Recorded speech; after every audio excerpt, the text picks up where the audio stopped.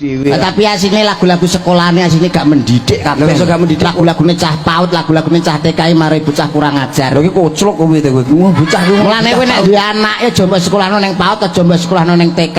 Marai bocah ndugal, lak nek diatur. Ngawur ya ora iso ya kudune iki. Lah nyatane ki lho lagu anu kae bangun tidur. Piye lagu bangun tidur? Bangun tidurku Terus mandi, tidak lupa menggosok gigi. Habis mandi ku tolong ibu. Kurang ajar jenenge. Lha nyapa? Habis mandi nolong ibu kok ora katokan sik. Ora klamben, ora katokan sik. Nyapa lho baratus nulung ibuke wi. Ora bocah kurang ajar wi.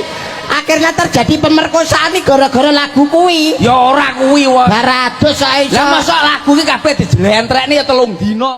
Urip nak donya urut-urutane mono 6 tok. Siji wong tangi turu melek. Nek wis melek nomor 2 golek apa golek donya nyambut gawe. Nek wis nyambut gawe wetenge luwe nomor 3 nyekek. Nyekek iku mangan encan tetan medurengakan. Nek wis mangan wetenge loro gak kuat nomor 4 nelek.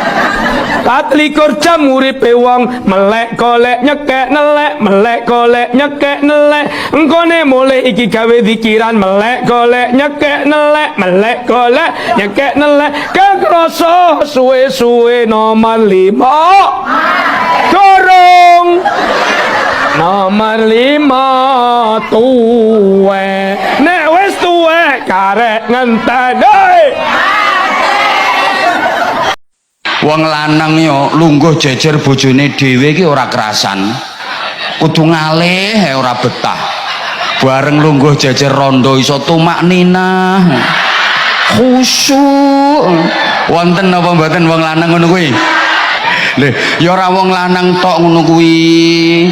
Ana wong wedok ya nek ditelepon bojone dhewe iso nesu-nesu kok. Apa telepon kokean pulsa apa piye aku wis ngomong ngono nelpon wae tek pateni.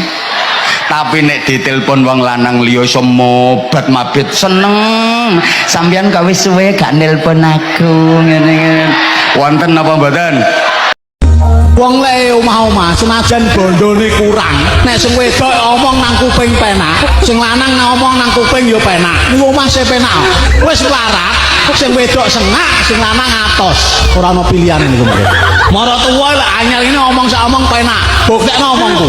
Kowe engko mangan iki lho dipilihke sesasi tok tapi seminggu pertama goleke iwak, minggu kedua mesti broiler, minggu ketiga ndok, minggu keempat ya urut ke dompohong sarep pring kae paling.